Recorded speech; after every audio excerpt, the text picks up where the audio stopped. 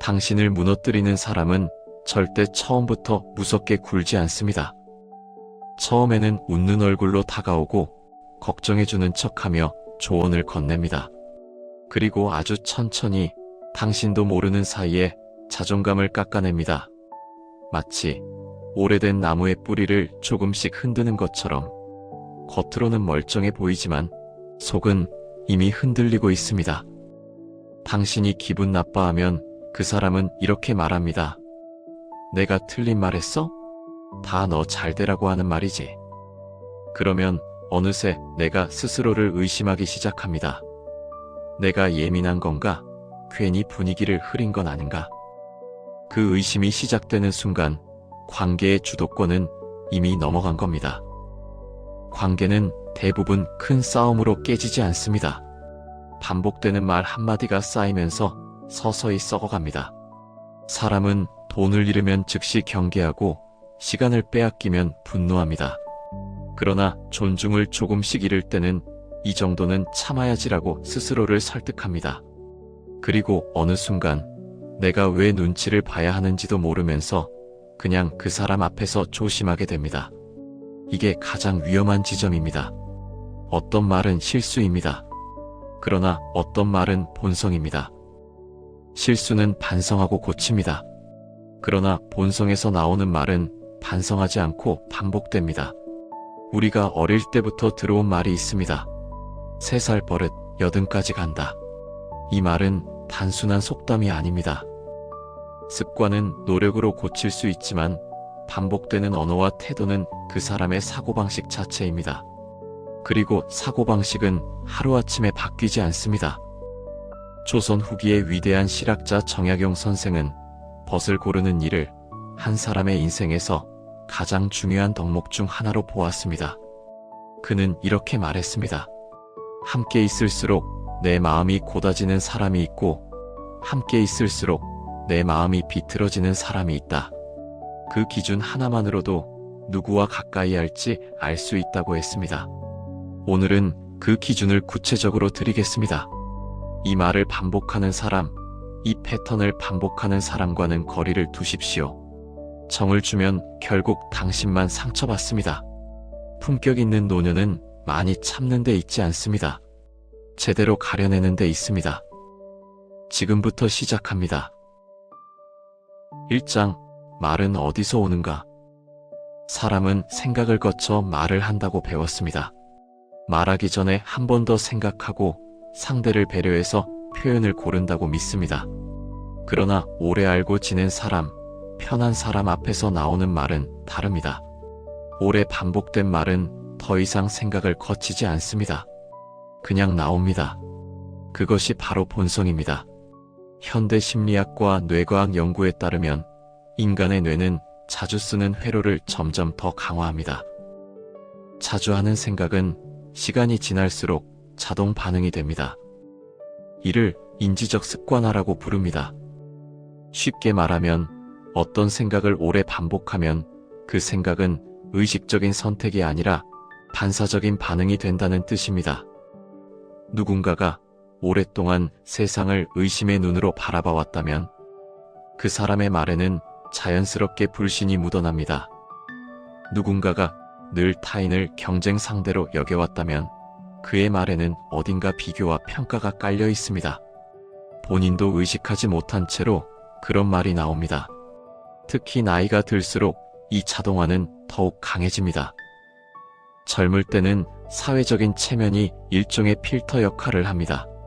직장 상사의 눈치, 조직의 규율, 사회적 평판, 이런 것들이 말을 한번 걸러주는 역할을 합니다. 그러나 은퇴 이후에는 그 필터가 얇아집니다. 더 이상 참아야 할 이유가 줄어들고 눈치를 봐야 할 대상도 줄어듭니다. 그 자리를 대신 채우는 것이 바로 오래된 사고 습관입니다. 그래서 노년의 말은 젊을 때보다 훨씬 그 사람의 진짜 모습에 가깝습니다. 좋은 방향이든 나쁜 방향이든 마찬가지입니다. 맹자는 인간의 본성이 본래 선하다고 보았습니다. 그러나 그 선함은 저절로 유지되는 것이 아니었습니다. 맹자가 강조한 것은 끊임없는 수양이었습니다. 본성이 선하더라도 갈고 닦지 않으면 흐려진다고 보았습니다. 물이 위에서 아래로 흐르듯 수양하지 않은 사람의 말과 행동은 편한 방향으로 흐릅니다. 그리고 편한 방향은 대개 타인을 배려하지 않는 방향입니다. 자신이 편하면 되고 자신의 말이 상대에게 어떻게 들리는지는 크게 신경 쓰지 않는 방향입니다. 맹자의 어머니가 3번 이사를 했다는 이야기, 맹모 삼천지교를 들어보셨을 겁니다. 처음에는 묘지 근처에 살았는데 맹자가 장례 흉내를 냈고 시장 근처로 이사하자 장사꾼 흉내를 냈습니다. 그래서 맹자의 어머니는 마지막으로 서당 근처로 이사를 했고 그제야 맹자가 공부하는 흉내를 냈다고 합니다. 이 이야기가 전하는 핵심은 단순히 교육 환경의 중요성이 아닙니다. 사람은 자신이 오래 머무는 환경과 반복적으로 접하는 언어에 의해 형성된다는 것입니다. 어떤 말을 매일 듣느냐가 그 사람의 사고방식을 만든다는 뜻입니다. 청약용은 벗을 고를 때 3가지를 보라고 했습니다. 첫째는 말이고, 둘째는 행동이며 셋째는 반복입니다. 이 3가지 중에서 가장 중요한 것이 바로 반복입니다. 실수는 누구나 합니다. 한 번의 실언, 한 번의 무례한 행동은 얼마든지 있을 수 있습니다. 그러나 반복은 다릅니다. 같은 말을 반복하고 같은 태도를 반복하는 것은 실수가 아닙니다. 그것은 그 사람의 의지입니다. 고치려 하지 않겠다는 선언입니다. 정약용이 살았던 시대는 조선 후기였습니다. 당쟁과 권력 다툼이 극심했고 겉으로는 예를 갖추면서 속으로는 상대를 무너뜨리려는 사람들이 넘쳐났습니다.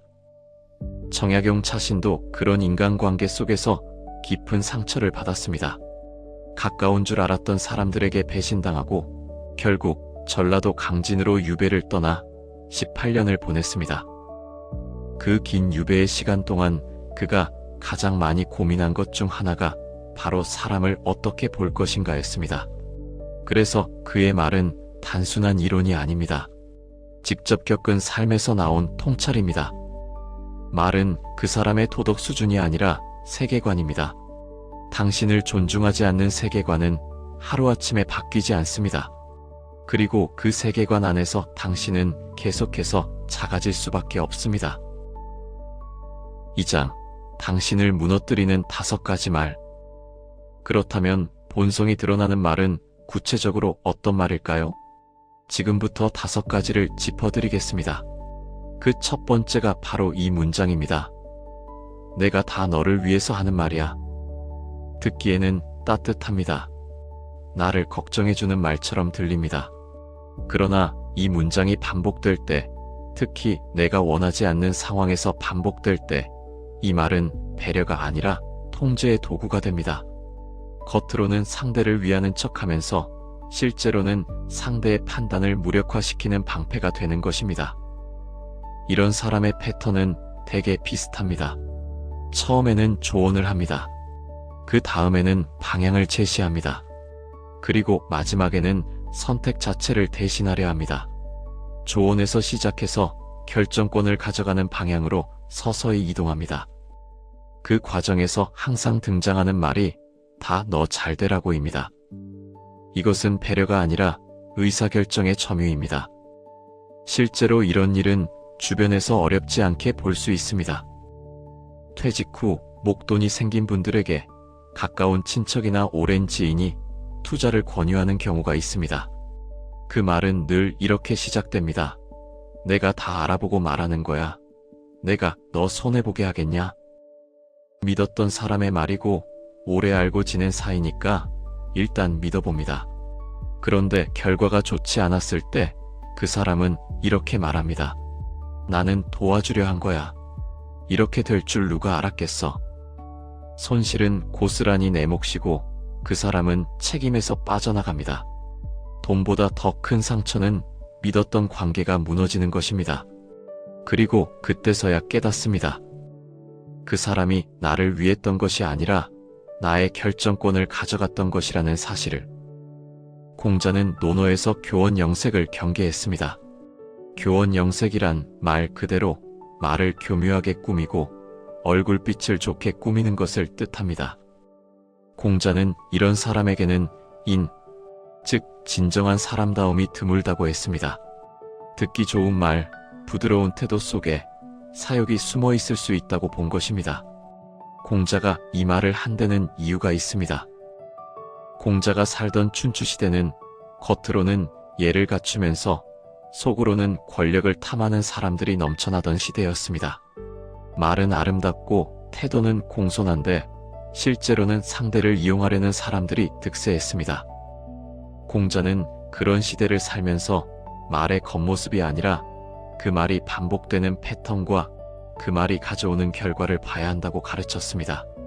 좋은 말도 반복해서 나를 작게 만든다면 그것은 좋은 말이 아닙니다. 우리 고전 문학에도 이런 인물이 등장합니다. 흥부전의 놀부입니다. 많은 분들이 놀부를 그냥 욕심 많고 심술궂은 사람으로 기억하십니다. 그러나 흥부전을 자세히 들여다보면 놀부는 단순히 나쁜 사람이 아닙니다. 그는 항상 명분을 앞세웁니다. 흥부 가족이 굶주리며 찾아왔을 때 놀부는 대뜸 내쫓지 않습니다. 먼저 이렇게 말합니다. 집안에 거지 같은 아우가 있으면 형의 체면이 뭐가 되겠냐. 너가 스스로 일어설 생각을 해야지 맨날 형한테 손 벌리면 되겠냐. 겉으로는 흥부가 자립해야 한다는 훈계처럼 들립니다. 집안의 질서와 형의 체면, 아우의 자립심, 그 어느 것도 틀린 말처럼 들리지 않습니다. 그러나 그 말의 실제 목적은 하나입니다. 흥부를 돕지 않겠다는 것입니다. 놀부의 말은 항상 그럴싸한 이유를 앞세우지만 그 이유는 결국 자신의 이익을 지키기 위한 포장지에 불과합니다. 상대를 동등한 인격으로 보지 않으면서도 마치 상대를 위하는 것처럼 말하는 것. 이것이 바로 놀부식 언어의 본질입니다. 흥부전이 수백 년이 지난 지금까지도 읽히는 이유가 여기에 있습니다. 놀부 같은 사람은 시대를 막론하고 존재하기 때문입니다. 진짜 배려는 상대의 선택을 존중합니다. 내가 더 잘 안다고 생각하더라도 최종 결정은 상대에게 돌려줍니다. 그러나 내가 다 너 위해서라는 말을 반복하는 사람은 결국 이렇게 말하고 있는 셈입니다. 너의 판단은 부족하다. 내가 대신 결정해주겠다. 이 신호를 반복해서 받다 보면 어느 순간 정말로 내 판단이 부족하다고 느끼게 됩니다. 스스로 결정을 내리는 것이 두려워집니다. 중요한 일이 생겼을 때 그 사람의 눈치부터 보게 됩니다. 이것이 가장 조용하고 가장 오래가는 피해입니다. 두 번째 문장입니다. 너 예민하다. 이 말은 짧습니다. 그러나 짧은 만큼 파괴력이 큽니다. 상대를 무력화시키는 가장 빠른 방법 중 하나이기 때문입니다. 내가 불편함을 표현하는 순간 그 불편함의 원인을 따지는 대신 나의 감정 자체를 문제로 만들어버립니다. 문제의 초점이 그 사람의 말과 행동에서 나의 성격으로 옮겨가는 것입니다. 직장에서 상사의 폭언이 문제가 되었을 때 주변에서 이런 말이 나오는 경우가 있습니다. 그 정도는 사회생활이지. 요즘 사람들은 너무 예민해. 피해를 입은 사람이 문제를 제기했는데 돌아오는 말은 문제를 해결하자는 것이 아니라 내가 예민한 것이라는 말입니다. 이 순간 피해자는 스스로를 의심하기 시작합니다. 내가 잘못 느끼고 있는 건가? 내가 분위기를 망치는 건가? 그렇게 입을 닫습니다.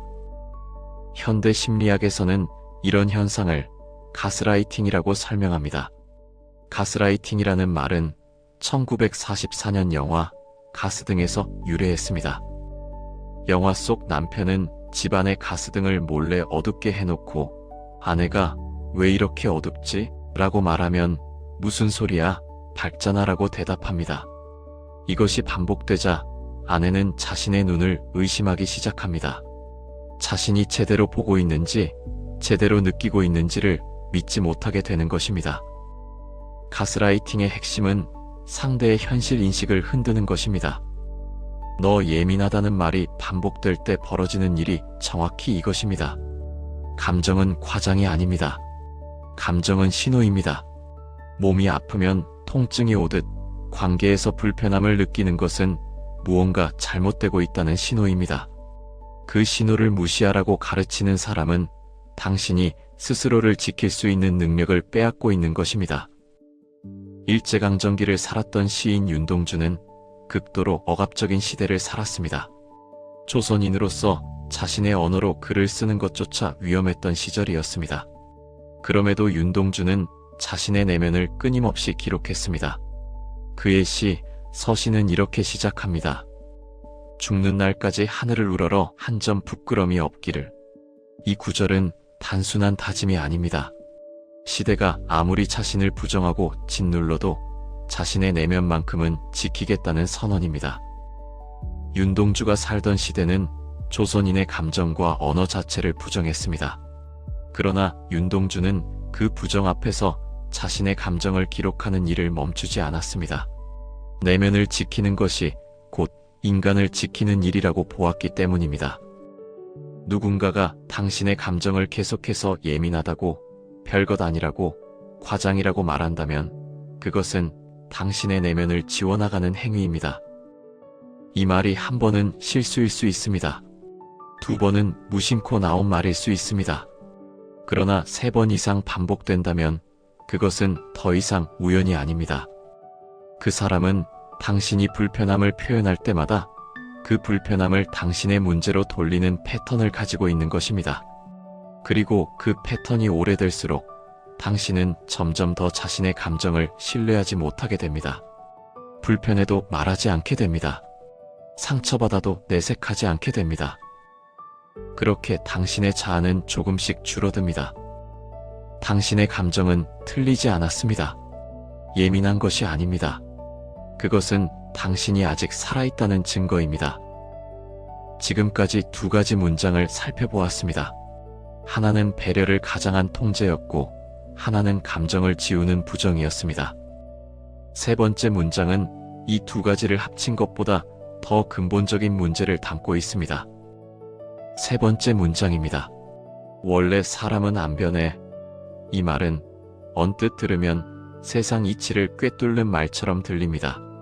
오래 살아온 사람의 경험에서 나온 통찰처럼 느껴지기도 합니다. 그러나 이 말을 가장 자주 쓰는 사람이 누구인지 생각해 보십시오. 대부분 자기 자신은 바뀌지 않겠다는 사람입니다. 변화를 요구받을 때마다 이 말을 방패로 씁니다. 내가 원래 이런 사람이야. 이 나이에 뭐가 바뀌겠어. 그렇게 말하면서 상대에게 그냥 받아들이라고 요구합니다. 변화는 불편합니다. 오래된 습관을 고치는 것은 자존심을 건드리는 일이기도 합니다. 그래서 변화를 거부하고 싶을 때 가장 편리한 논리가 바로 사람은 원래 안 변한다는 말입니다. 이 말은 체념처럼 들리지만 사실은 선언입니다. 나는 바뀌지 않겠다는, 그리고 당신도 나에게 변화를 기대하지 말라는 선언입니다.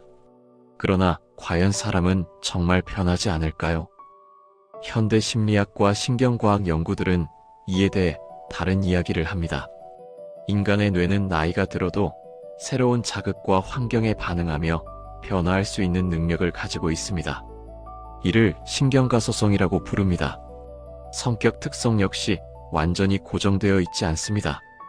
의도적인 노력과 환경의 변화에 따라 충분히 달라질 수 있다는 것이 현재 심리학의 중론입니다. 물론 쉽지는 않습니다.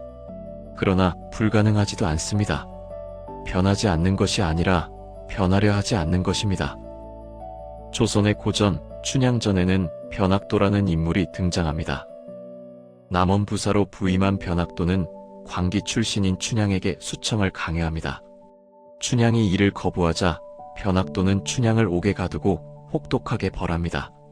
그런데 변학도가 흥미로운 점은 그가 자신의 행동을 전혀 문제라고 생각하지 않는다는 것입니다.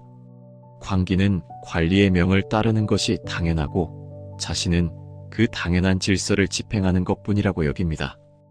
춘향이 아무리 절개를 말하고 억울함을 호소해도 변학도에게는 들리지 않습니다. 자신이 틀렸다는 생각 자체를 하지 않기 때문입니다.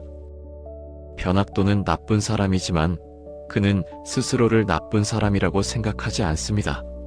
오히려 질서를 바로잡는 사람이라고 생각합니다. 이것이 가장 무서운 지점입니다. 자기 확신이 지나치면 반성이 사라집니다. 반성이 없으면 변화도 없습니다.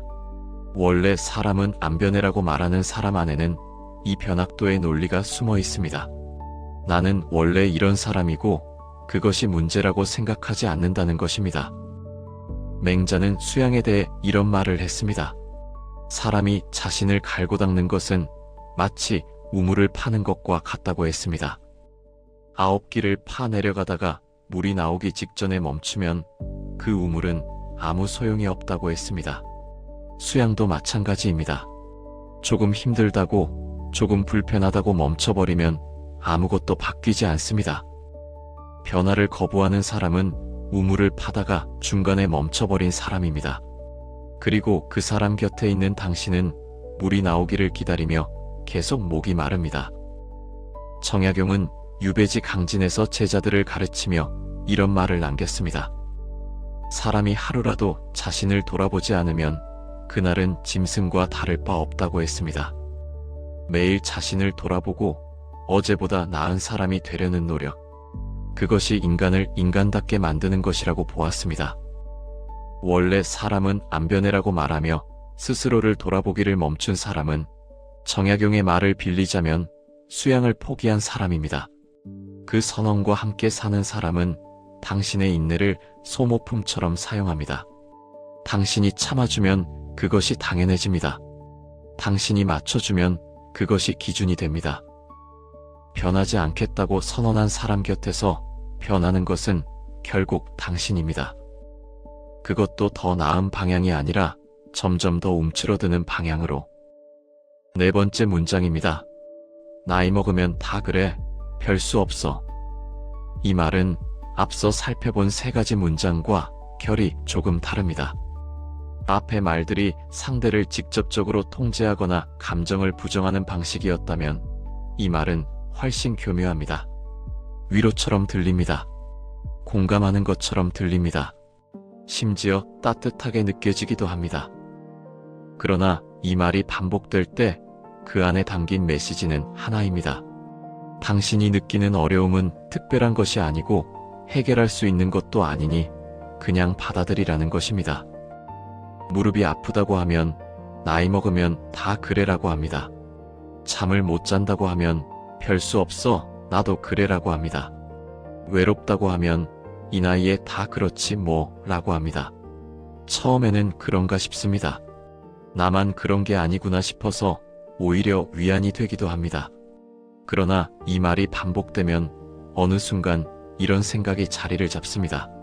나는 이제 나아질 수 없다. 이것이 내 한계다. 이것이 바로 이 문장의 진짜 위험입니다. 체념을 심어준다는 것입니다. 의학적으로 충분히 치료하거나 개선할 수 있는 문제도 나이 탓으로 돌려버리면 아예 시도조차 하지 않게 됩니다. 실제로 많은 분들이 몸의 이상 신호를 나이 탓으로 넘기다가 치료 시기를 놓치는 경우가 있습니다. 관절이 아픈 것도, 소화가 안 되는 것도, 기억력이 흐려지는 것도 모두 나이 먹으면 다 그래로 묶어버리면 아무것도 해결되지 않습니다. 몸의 문제만이 아닙니다.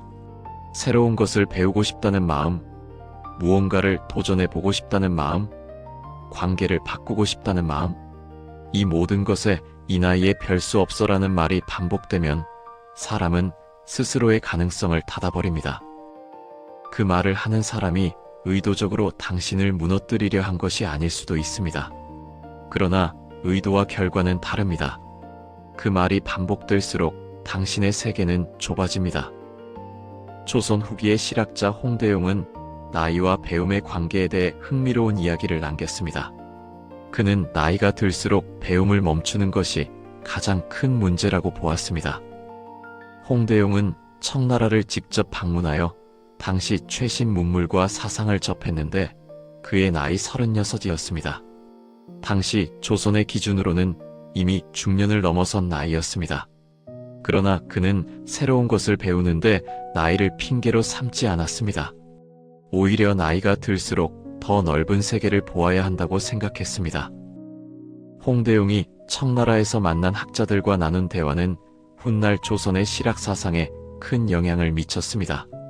그 대화의 출발점은 단순했습니다. 나는 아직 배울 수 있다는 믿음이었습니다. 나이 먹으면 다 그래라고 말하는 사람들 사이에서 홍대용은 달랐습니다. 나이는 배움의 장벽이 아니라 더 깊이 생각할 수 있는 조건이라고 보았습니다. 세계적인 심리학자 앨런 랭어는 노화와 인식의 관계에 대한 흥미로운 실험을 진행했습니다. 70대 노인들을 20년 전의 환경, 즉 자신들이 50대였던 시절의 환경으로 재현한 공간에서 일주일간 생활하게 했습니다. 그 결과는 놀라웠습니다.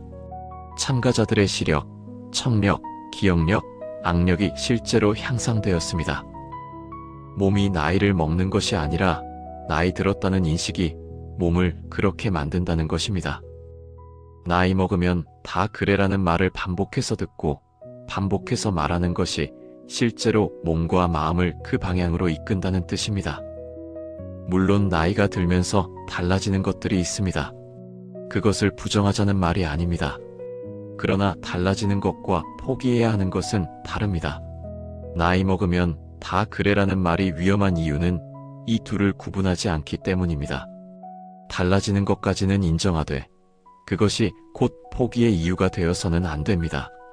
그 말을 반복하는 사람 곁에 오래 있다 보면 어느 순간 내가 스스로에게 그 말을 하고 있습니다. 그리고 그 순간 당신 안의 가능성이 하나씩 꺼지기 시작합니다. 5번째 문장입니다. 너만 힘드냐? 나도 힘들어. 이 말은 앞서 살펴본 4가지 문장 중에서 가장 공감처럼 들립니다. 나도 힘들다는 말이니까요. 같은 처지라는 말이니까요. 그런데 이 말이 반복될 때 느껴지는 감정을 한번 떠올려 보십시오.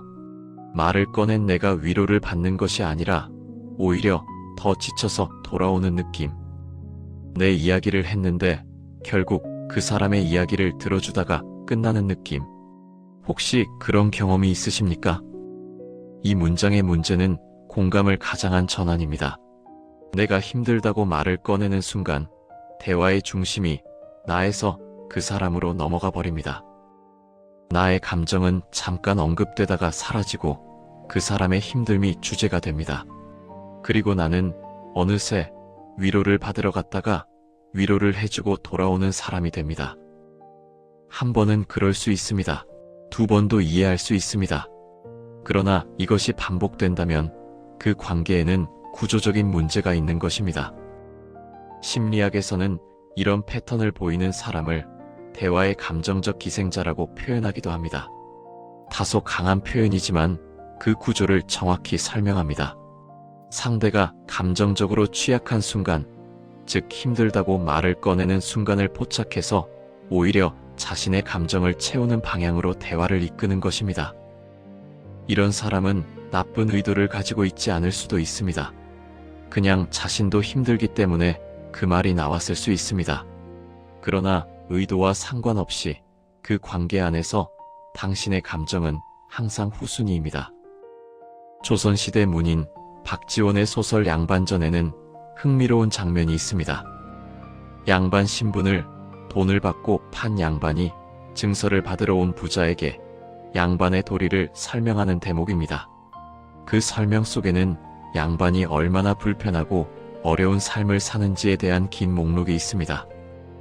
더위에도 부채질을 천천히 해야 하고 배가 고파도 내색하지 말아야 하며 아무리 힘들어도 힘들다는 말을 함부로 해서는 안 된다는 것입니다.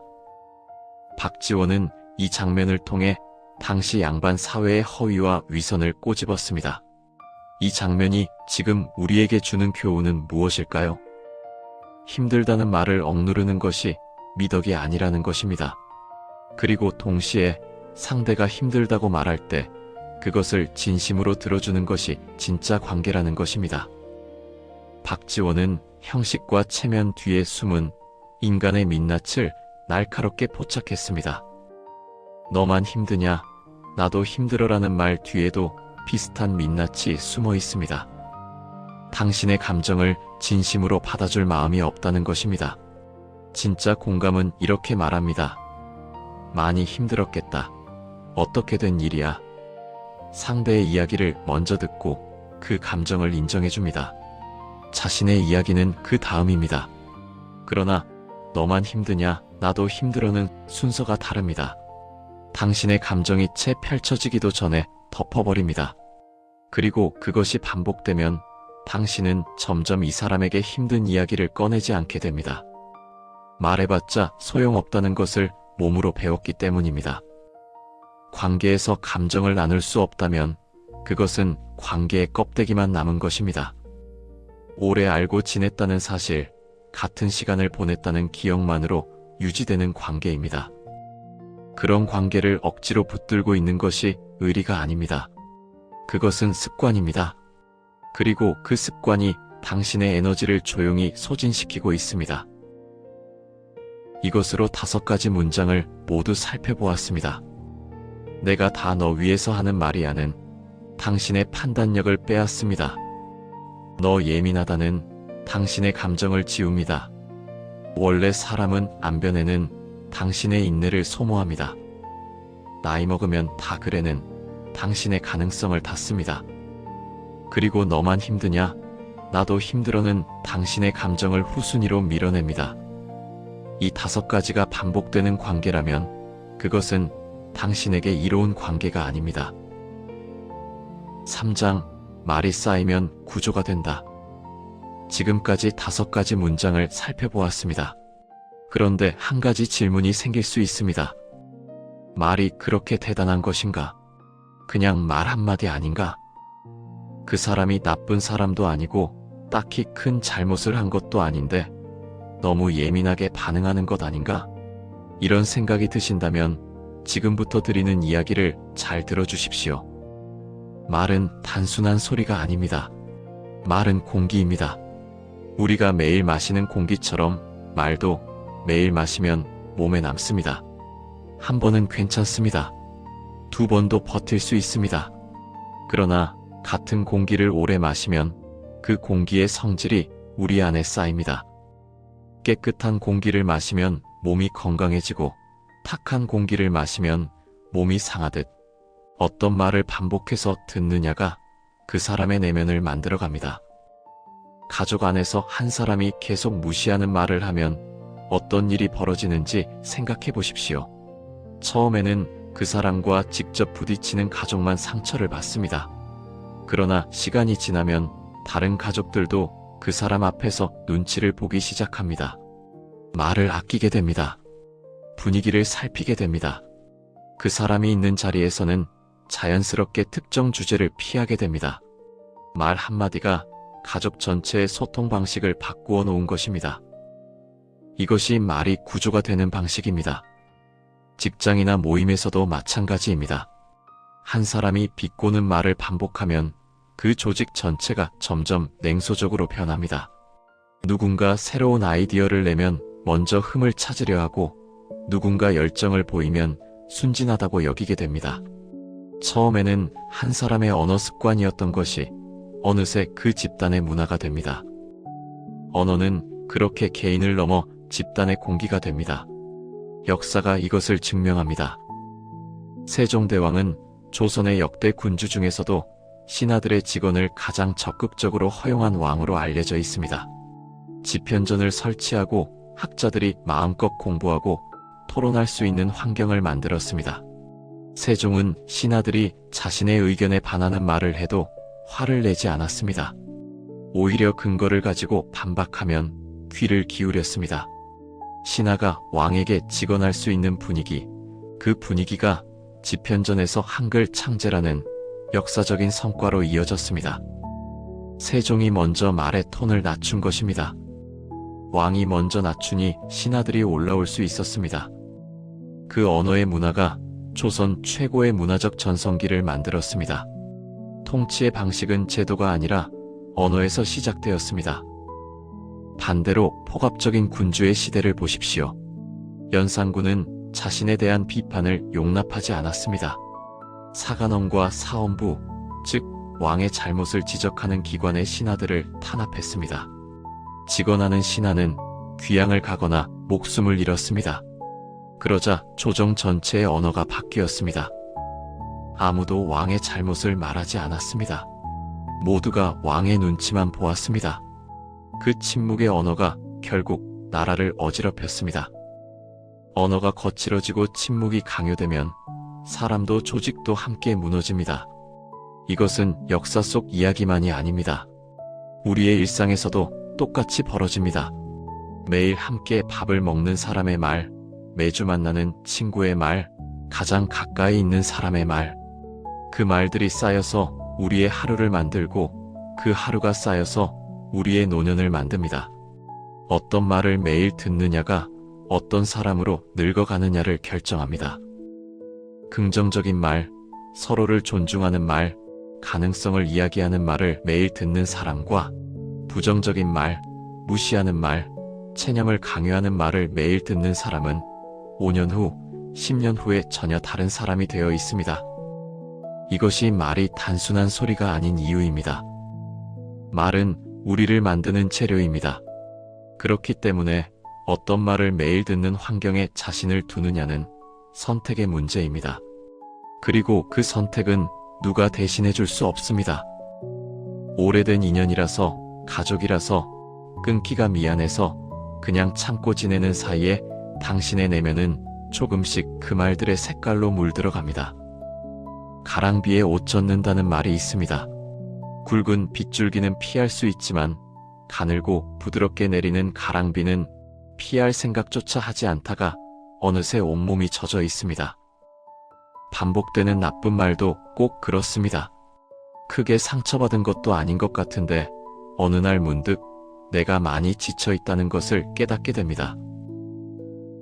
사장, 지금 당신 곁에 그런 사람이 있다면? 그렇다면 이제 가장 현실적인 질문이 남습니다.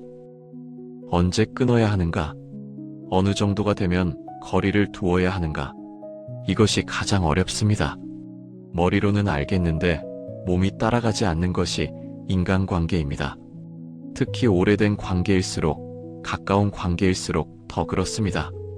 그래서 오늘은 기준을 드리겠습니다.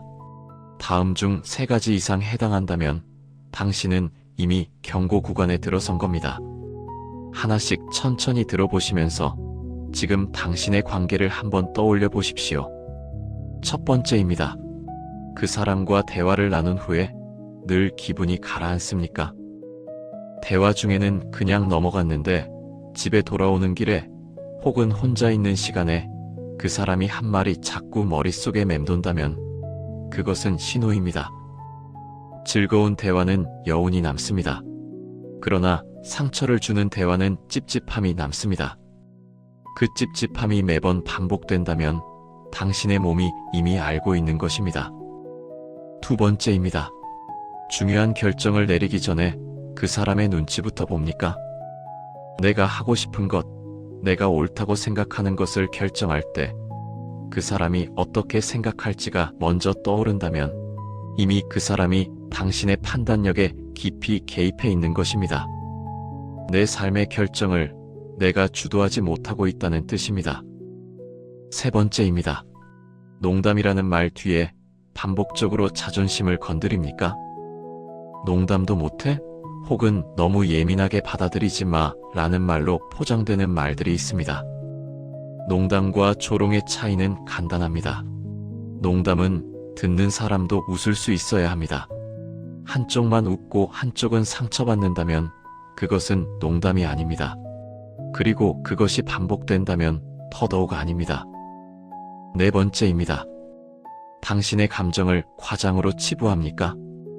서운하다고 말했을 때, 속상하다고 표현했을 때 돌아오는 말이 별것도 아닌 걸 가지고 혹은 그게 뭐가 그렇게 힘들어 라면 그 사람은 당신의 감정을 인정하지 않는 것입니다. 앞서 말씀드렸듯이 감정은 과장이 아니라 신호입니다. 그 신호를 계속 무시당하면 당신은 점점 자신의 감정을 표현하는 능력을 잃어갑니다. 다섯 번째입니다. 사과는 하지만 행동은 바뀌지 않습니까? 이것이 가장 중요합니다. 사과라는 것은 앞으로 그러지 않겠다는 약속을 포함합니다. 그러나 미안하다는 말을 하면서 똑같은 행동을 반복한다면 그 사과는 사과가 아닙니다. 당신의 불편함을 일시적으로 잠재우기 위한 도구일 뿐입니다. 사과 없는 반복도 문제지만 사과 있는 반복도 결국 똑같습니다. 오히려 사과를 반복하는 사람은 자신이 잘못하고 있다는 것을 알면서도 바꾸지 않겠다는 뜻이기도 합니다. 이 5가지 중 3가지 이상 해당하는 관계가 있으십니까? 있다면 그 관계를 한번 진지하게 들여다볼 필요가 있습니다. 지금 이 순간 머릿속에 떠오르는 얼굴이 있다면 그것이 당신의 답입니다. 그 답을 외면하지 마십시오. 마무리, 품격 있는 노년을 위해. 어떤 말은 칼처럼 상처를 냅니다. 그러나 오늘 우리가 이야기한 말들은 달랐습니다. 칼처럼 베지 않았습니다. 그냥 스며들었습니다. 그래서 더 오래, 더 깊이 남았습니다. 이제 마지막으로 가장 중요한 이야기를 드리겠습니다. 정약용은 사람을 크게 3부류로 나누었습니다. 첫 번째는 함께할수록 내 마음이 고다지는 사람입니다. 이런 사람 곁에 있으면 나도 모르게 더 나은 사람이 되고 싶어집니다. 말 한마디가 나를 일으켜 세우고 함께하는 시간이 끝난 후에도 그 여운이 오래 남습니다. 두 번째는 함께할수록 내 마음이 흔들리는 사람입니다. 특별히 나쁜 사람은 아닌데 함께 있으면 어딘가 불안해지고 내 중심이 흐트러집니다. 세 번째는 함께할수록 내 마음이 타락하는 사람입니다.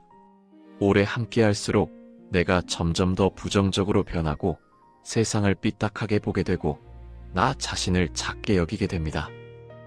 정약용은 첫 번째 부류의 사람을 가까이 하고 두 번째 부류와는 적당한 거리를 유지하며 세 번째 부류와는 단호하게 선을 그으라고 했습니다. 이것이 그가 말한 벗을 고르는 지혜입니다. 그리고 이 지혜는 200년이 지난 지금도 조금도 낡지 않았습니다. 많은 분들이 이런 말씀을 하십니다. 이 나이에 관계를 정리하면 외로워지지 않겠냐고, 사람이 줄어들면 쓸쓸해지지 않겠냐고.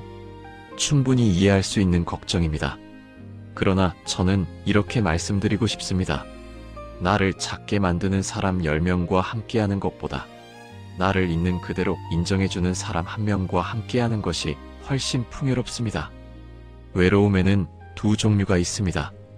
혼자 있어서 외로운 것과 함께 있는데도 외로운 것입니다. 나를 무시하는 사람, 내 감정을 부정하는 사람, 내 가능성을 닫아버리는 사람과 함께 있는 시간은 혼자 있는 시간보다 더 깊은 외로움을 줍니다. 진짜 외로움은 사람이 없어서 오는 것이 아니라 진심으로 통하는 사람이 없어서 옵니다.